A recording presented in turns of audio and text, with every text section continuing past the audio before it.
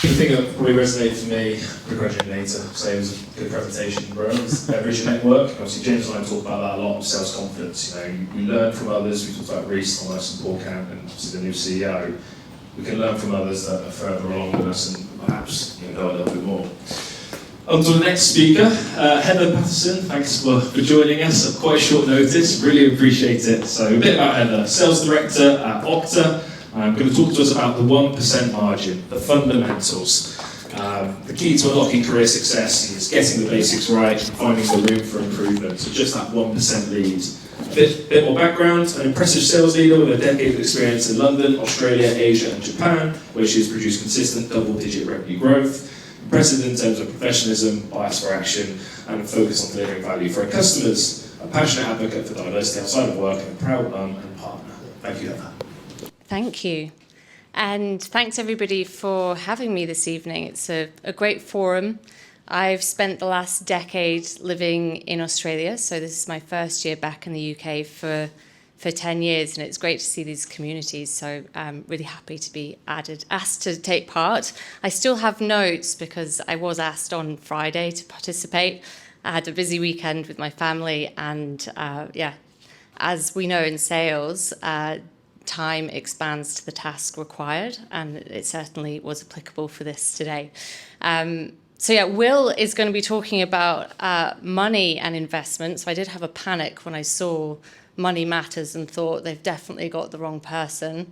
I will not be giving any money advice. I can talk to you about how to spend it, but certainly not how to save it. But that leads me on. I was reflecting about what could I share today, what would be useful, similar to our previous talk, from my career, what would be transferable and how have I accelerated? And the question I often get asked is, how did I end up in sales leadership?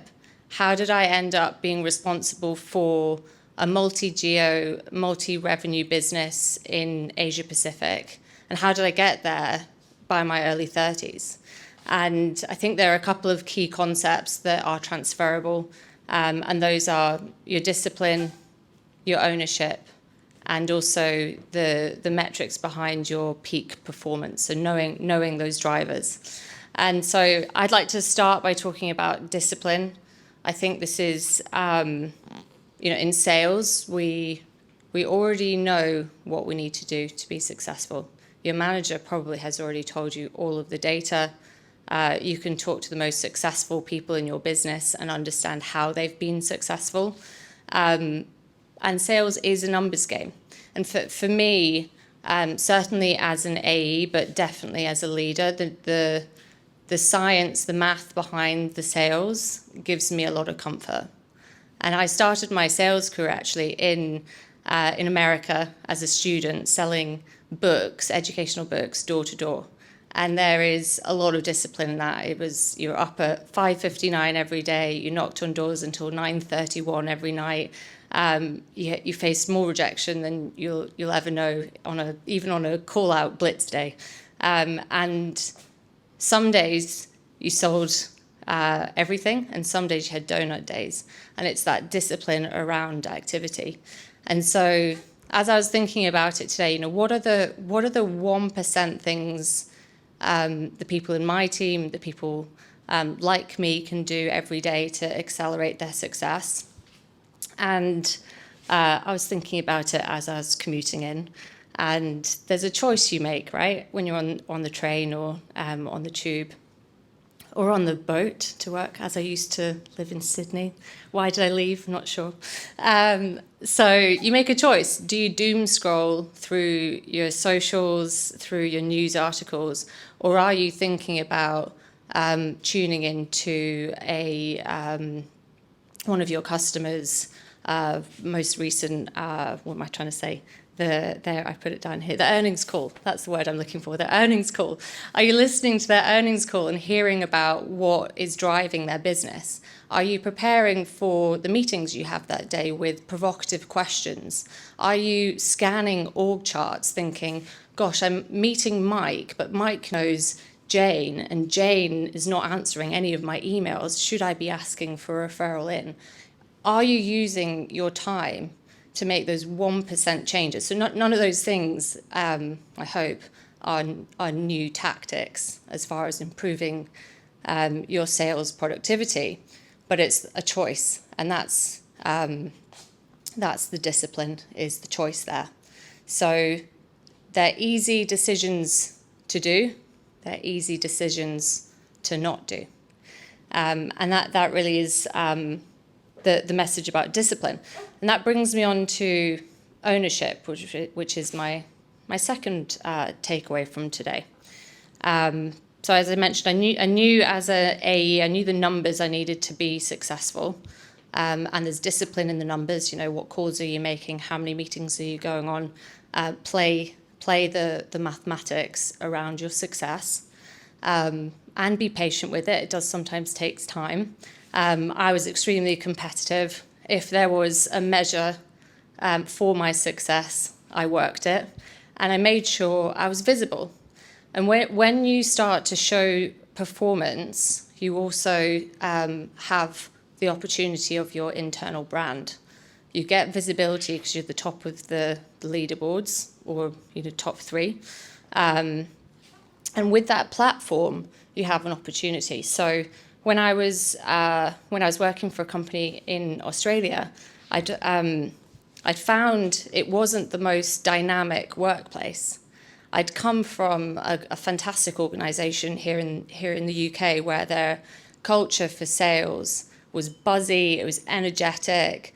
They had sales performance dashboards, they had competitions, they had incentives. I suddenly found myself in an organisation where they had none of that. I performed, and then I identified that actually I have a role to play in culture change. And whilst I wasn't a leader at that point, I brought ideas to my leader and said, why don't we do this? So I guess when I talk about ownership, I'm talking about how you can... I was acting as a leader before I had the title. I was identifying areas where in that company they could improve results beyond just my performance. I could scale that across the team.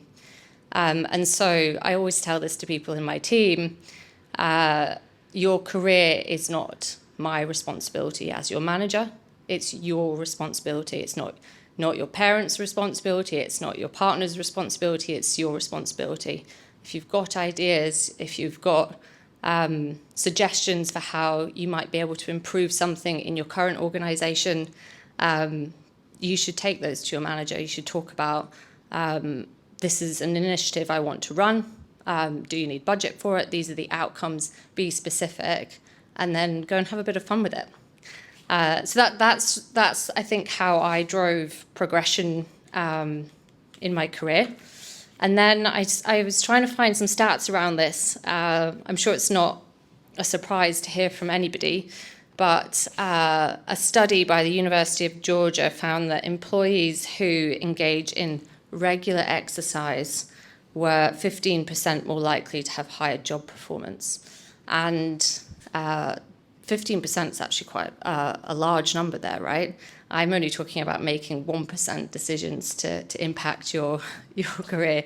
But bringing in exercise for me is important because that fuels my peak performance, and you have to know what drives your peak performance. A very good friend of mine during COVID talked about this concept called starting the day on your terms, because in COVID we were all kind of, we don't have to commute anymore. We don't have to even really get dressed anymore. We can just roll out of bed and be on our laptop. I am a morning person, so that this does resonate with me. But starting the day and doing something for me first became a multiplier, so to speak, on my performance. Because if I've run, I used to swim. I don't do that anymore. Or whether it's just walk the dog or just get outside or do something for you, read, meditate. Fortunately, my baby's actually a great sleeper, so I still get to start the day on my terms if I want. But that 1% decision normally actually starts the night before. When do I go to bed? And did I set my alarm? Am I making space for me to go and do something for me first? And then there's that, if you're getting into finance speak, there's the compound interest of that 1%. There we go. Thank you. Of making that 1% decision through your day. I come with more energy. I come with more enthusiasm. I come with more passion because I've started the day on my terms. And guess what? These are nothing I've said today is new news, but I'm telling you, not everybody is doing this because the difficulty in discipline is consistency. It's not difficult to think about preparing well for a meeting, but how well are you preparing for all your meetings? And that's the 1%er. So if I leave you with anything today, think about the 1% change you can make tomorrow to impact your results. Recognize that you have to trust the process. It does take time for those compound results, the impact of those habits to change. But do the right thing. Look for ways to constantly improve and finish strong.